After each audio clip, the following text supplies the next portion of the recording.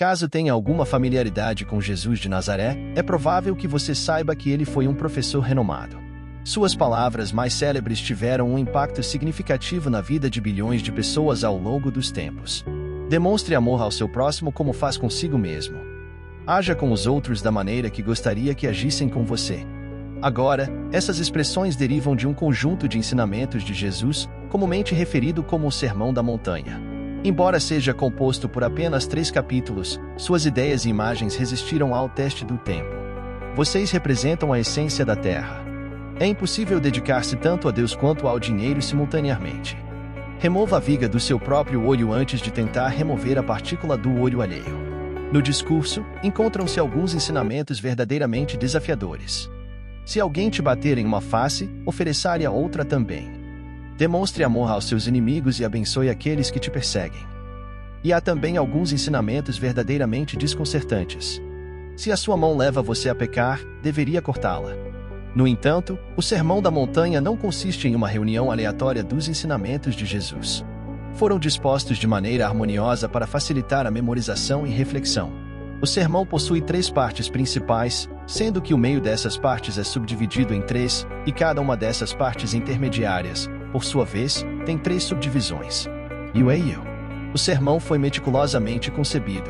Sim, e exatamente no meio do centro encontra-se a famosa oração que Jesus ensinou aos seus seguidores. Pai nosso que estás no céu, santificado seja o teu nome. Venha o teu reino, seja feita a tua vontade, assim na terra como no céu. Bem, o que isso implica para o reino de Deus se manifestar na terra? Bem, é importante recordar que Jesus era judeu, e sua educação incluiu a meditação na Bíblia hebraica, as Sagradas Escrituras de Israel. Essas narrativas contavam a história de Deus e de toda a humanidade, descrevendo como Deus criou um mundo harmonioso e nomeou os seres humanos para governarem em seu nome. E quando os humanos governam com a sabedoria e o amor de Deus, quando a justiça e a paz prevalecem, e há o suficiente para todos, isso representa o reino de Deus e a concretização da vontade de Deus aqui na terra, assim como nos céus. E isso não é uma tarefa simples. Humanos, de forma insensata, se rebelam e começam a construir seus próprios reinos baseados em sua própria sabedoria. E, assim, Deus escolheu uma família, os israelitas, e compartilhou com eles a sua sabedoria.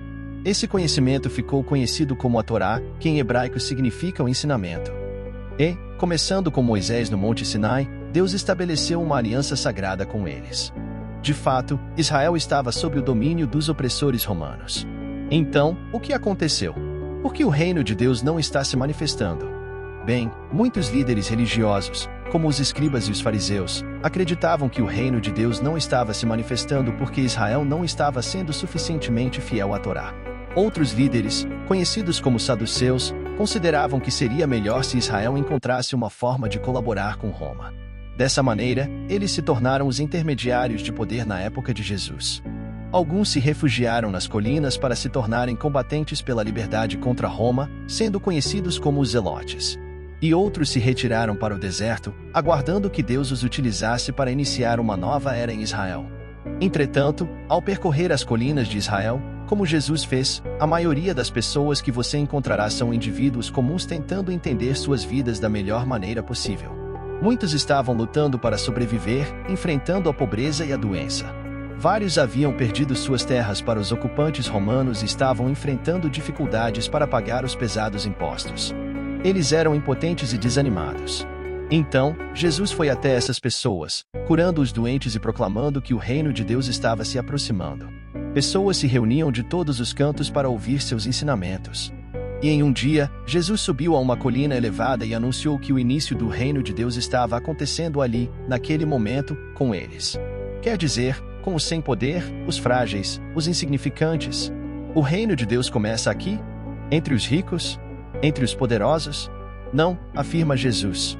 Observe onde as pessoas são pobres, onde se sentem esmagadas e derrotadas. O reino de Deus está começando com as pessoas que estão bem aqui.